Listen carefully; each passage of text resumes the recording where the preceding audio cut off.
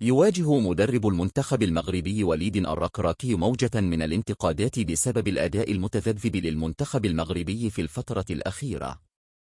ورغم مطالبات الجماهير بتغيير الجهاز الفني، إلا أن رئيس الاتحاد المغربي لكرة القدم فوزي لقجع أعلن بوضوح دعمه الكامل للركراكي، مؤكدا أن استمراره هو الخيار الأمثل في المرحلة الحالية.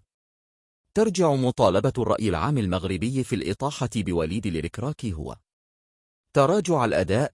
بعد الأداء المبهر في كأس العالم 2022، لم يظهر المنتخب المغربي بنفس القوة في المباريات الأخيرة.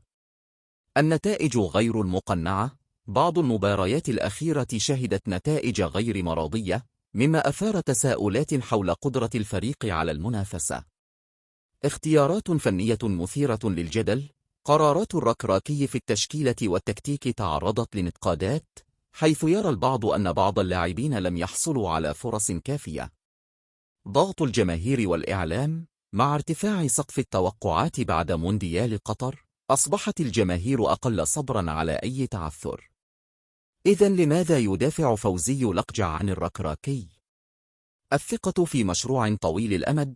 لقجع يؤمن بأن الاستقرار الفني عنصر أساسي للنجاح، وأن تغيير المدرب بشكل متكرر يضر بالمنتخب. إنجازات الركراكي السابقة: قيادة المنتخب لنصف نهائي كأس العالم جعلت منه واحدا من أنجح المدربين في تاريخ الكرة المغربية. غياب البدائل المناسبة. في الوقت الحالي لا يوجد مدرب جاهز يمكن أن يضمن النجاح الفوري للمنتخب. دعم الرؤية المستقبلية. لقجع يسعى لتطوير كرة القدم المغربية بشكل شامل، ويرى أن الركراكي جزء من هذا المشروع. التحديات المقبلة.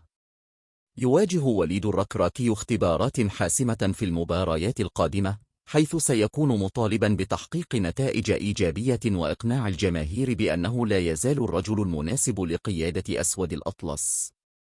إذا استمر الأداء غير المقنع، فقد يجد لقجع نفسه مضطرا لإعادة النظر في موقفه.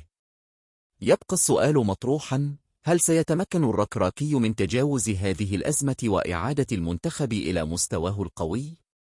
أم أن الضغط الجماهيري سيدفع الاتحاد المغربي لإجراء تغيير في الجهاز الفني؟